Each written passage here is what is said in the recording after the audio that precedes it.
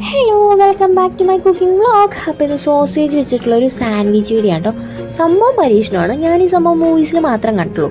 അപ്പോൾ ആ ഒരു ക്യൂരിയോസിറ്റിയിൽ വാങ്ങിച്ചാണ് എങ്ങനെ ഉണ്ടാക്കാമെന്നൊന്നും അറിയാത്തതുകൊണ്ട് എൻ്റെതായ രീതിയിലൊരു സാൻഡ്വിച്ച് ഉണ്ടാക്കാമെന്ന് വെച്ചിട്ടോ.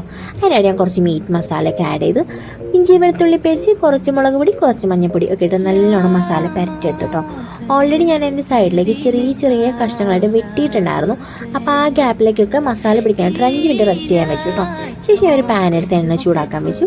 എണ്ണ ചൂടായി വന്നപ്പോൾ നമ്മൾ മസാലയൊക്കെ പറ്റി വെച്ചാൽ സോസേജ് ഉണ്ടല്ലോ, അത് ഞാൻ റോസ്റ്റ് ചെയ്യാനായിട്ട് എടുത്തു കേട്ടോ. നല്ല രീതിക്ക് അങ്ങോട്ട് ഒരു 5 മിനിറ്റ് വെച്ചപ്പോഴേ സംഭവം റോസ്റ്റായി കിട്ടി. അപ്പോൾ ഞാൻ അത് മാറ്റി വെച്ചിട്ട് നമ്മുടെ ബ്രെഡ് ടോസ്റ്റ് ചെയ്യാനായിട്ട് എടുത്തു. ഞാൻ 2 പാനിലേക്ക് വെച്ച് ചൂടായി കഴിഞ്ഞപ്പോൾ ഞാൻ മാറ്റിയിട്ട് നമ്മുടെ കുക്കുംബർ ആൻഡ് ഇതിൻ്റെ സ്പ്രെഡ് ഉണ്ടായിരുന്നു. അപ്പോൾ അത് കൂടി മിക്സ് ചെയ്ത് ആ ബ്രെഡിൻ്റെ മേലേക്ക് അങ്ങോട്ട് തയ്ച്ച് കൊടുത്തു.